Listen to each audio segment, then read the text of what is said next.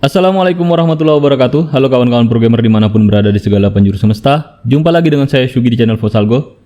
Di video kali ini kita tidak ngoding dulu. Kita mau diskusi singkat tentang di mana kita bisa belajar C++. Jadi kalau kita mau belajar C++, sebenarnya ada banyak cara. Teman-teman bisa belajar di channel YouTube atau belajar di kelas-kelas online. Tapi untuk yang free-nya, yang free dan relatif mudah, saya merekomendasikan beberapa web berikut. Yang pertama adalah c++.com. Jadi di web ini lebih banyak sih sebenarnya tentang library ya, penggunaan ini. Ini lebih banyak ke dokumentasi maksud saya. Dokumentasi dari penggunaan keyword yang ada di keyword atau library yang ada di C++. Jadi teman-teman bisa buka di c++.com. Kemudian di sini ada banyak materinya, teman-teman bisa belajar dari dasar-dasarnya. Misalnya kita buka tentang variable and types. Di sini ada deskripsi dan penjelasan singkatnya. Kemudian contoh penggunaannya. Ini di bagian bawah ada contoh penggunaannya. Jadi untuk yang pemula mungkin lebih bagus untuk membaca satu persatu secara terstruktur. Kita bisa ikuti nih learning page-nya. Kita ikuti learning page-nya sampai terakhir. Kemudian kalau yang sudah punya basic C++ mungkin bisa dibaca dengan cara melompat-lompat sesuai dengan kebutuhan nih. Nanti kalau kita butuh materi kita bisa cari di sini. Atau butuh penggunaan keywords bisa dicari di sini. Berikutnya ada W3 School, W3 School. Di sini juga kurang lebih mirip. Sini ada tutorial dasar-dasarnya. Saya biasanya kalau mau beralih bahasa program yang ada di W3 School, saya belajar di sini dulu. Saya coba lihat-lihat di sini. Ini ada contoh penggunaannya, bisa di try juga ya. Try yourself, kita coba saja nih. Ini bisa di run juga seperti online compiler. Agak lambat internetnya. Oke, nanti hasilnya bisa muncul di sini ya. Bisa diganti-ganti juga di sini. Coba kita ganti dulu, bisa tidak? Oh bisa. Mungkin kita ganti jadi hello boss. Coba kita run. Loading. Jadi sudah ada 3 situs ini. Pertama c++.com, kemudian ada W3 School. Oh baru 2 ya. Yang ketiga ada Tutorials Point. Jadi materi di Tutorials Point ini mirip saja sebenarnya kalau menurut saya. Kurang lebih mirip dengan yang ada di W3 School. Nggak berhasil tercompile. Tapi ada contoh source code-nya, teman-teman bisa coba di compilernya sendiri nanti. Dari materi tentang variabel, penjelasannya penggunaan ini ya, input kemudian output. Ini materinya ada contohnya. Contoh penggunaan cout-nya. Teman-teman bisa ikuti materinya. Bagusnya diikuti ya dari awal kalau masih baru belajar dasar-dasar, supaya nanti kalau ada pembahasan tentang bagaimana penggunaan looping, kita bisa lihat di sini. Kita bisa tahu dan tidak perlu repot lagi karena sudah belajar sebelumnya. Berikutnya ada Tutorials Point, kemudian ada juga Geeks for Geeks.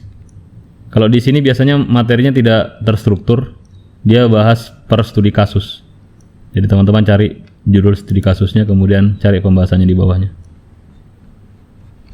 Menurut saya cuma lumayan sederhana ya, cukup sederhana di sini.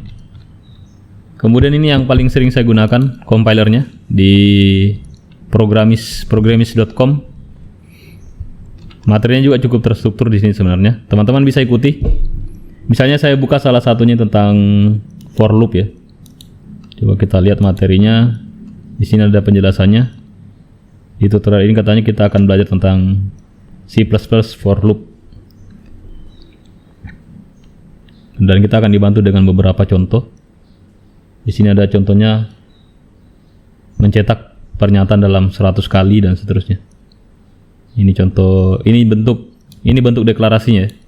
Deklarasi for ini ada di materi saya sebelumnya di tutorial saya, bahwa for di C++ itu dimulai dengan initialization, kemudian titik koma, kemudian condition, kemudian update-nya. Kalau di tutorial saya bahasakan sebagai increment atau decrement. Kemudian ini body loop-nya.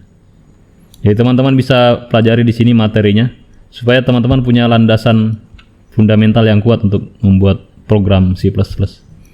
Kemudian ada flowchart-nya. Kalau kita perhatikan flowchart-nya agak berbeda dengan yang sering saya buat di Flogorism, tapi ini benar juga ya. Cuman di sini dia gunakan flowchart kondisional ini. Kalau yang ini bentuk belah ketupat ini adalah kondisional. Kalau saya gunakan flowchart yang berbentuk segi 6. Ini contoh kodenya. Kalau menurut saran saya untuk teman-teman yang baru memulai pemrograman, boleh pelajari ini. Ikuti materinya satu persatu ya. Mungkin dari paling atas dulu tidak apa-apa, dari variable dan literal, kemudian tipe data, basic input output dan sebagainya. Kita mungkin bisa buka yang ini juga, basic input output. Oke.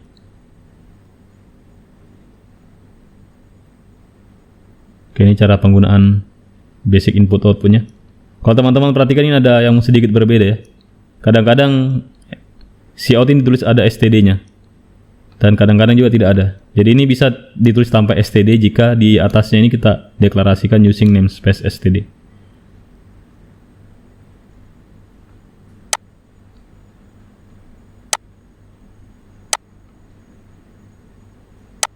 Ini ada penjelasannya.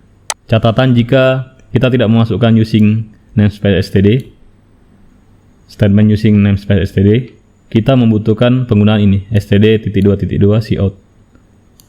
Kalau ada ya kita pakai cout. Kalau ada using namespace std-nya kita pakai cout, sudah bisa. Oke, saya sarankan teman-teman belajar dari secara terstruktur ya, dari awal sampai akhir. Nggak usah melompat-lompat dulu kalau masih beginner, masih baru mulai belajar C++. Ikuti ini materinya satu persatu sampai di materi pointer. Kemudian ada objek orientednya juga ya, ada inheritance. Kalau sudah ini baru kita coba mengerjakan soal-soal logika di competitive programming. Oke, berikutnya dari beberapa materi sebelumnya nih dia berbahasa Inggris. Sedangkan kita kan mau cari yang lokalan, baru beginner langsung bahasa Inggris materinya. Belum lagi mau pahami bahasanya, mau lagi pahami logika dan bahasa programnya. Oke, baik. Jadi sebenarnya kalau lokal juga ada ya. Di sini ada di tutorial point. Teman-teman juga bisa belajar di sini secara terstruktur. Pakai bahasa Indonesia di sini penjelasannya. Yang tentunya mungkin akan lebih mudah untuk teman-teman. Sampai di materinya prosedur dan fungsi. Seperti yang bagian bawah ini sedang dibuat, belum selesai. Oke, kemudian ada juga ini dari dunia Ilkom. Saya belum buka-buka ini materinya, tapi sepertinya ada banyak juga materinya. Berikutnya tentang compiler. Jadi untuk menjalankan C++, kita bisa pakai compiler yang diinstal di komputer. Ada banyak compiler yang bisa digunakan. Saya biasanya gunakan dev C++. Tapi kebetulan saya belum install ini ya. Teman-teman bisa download di sourceforge.net ini C++-nya. Dev C++-nya kemudian download dan install. Sejauh ini saya masih menggunakan ini online compiler dari programmis.com. Dan ini saya pikir masih memenuhi untuk kebutuhan saya saat ini. Nanti kalau sudah saya butuh yang harus diinstal di desktop, nanti baru saya install. Jadi untuk sementara saya masih bisa gunakan programmis.com online compiler ya. Ada banyak sebenarnya compiler C++. Dan ini yang termasuk yang ringan. Saya kira demikian dulu sharing-sharing tentang di mana bisa belajar C++. Ada banyak jalan juga, kalau teman-teman bisa pakai cara yang lain. Ini ada jalan yang saya rekomendasikan untuk belajar secara terstruktur.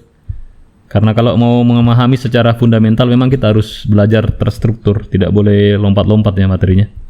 Nanti kalau sudah bagus, sudah stabil, pemahamannya sudah kuat, baru kita bisa lompat-lompat. Bahkan kita bisa pindah-pindah bahasa pemrograman kalau kita sudah kuasai satu. Mungkin itu tips dari saya. Kalau ada pertanyaan dan saran, boleh tuliskan di kolom komentar. Mohon maaf atas segala kekurangan.